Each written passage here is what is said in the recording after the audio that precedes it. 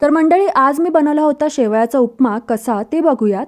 तर इथे एक पाकीट मी शेवयाचं घेतलं होतं, ते फोडून एका प्लेटमध्ये काढून घेतलं. आता ह्या शेवया थोड्याशा जाडसर होत्या, त्यामुळे मी थोड्या वेगळ्या पद्धतीने बनवल्या. ह्या मी आधी हाफ बॉईल करून घेतल्या आणि मग त्यामध्ये थंड पाणी टाकून शेवया छान थंड करून घेतल्या आणि मग एका टोपात काढून घेतल्या.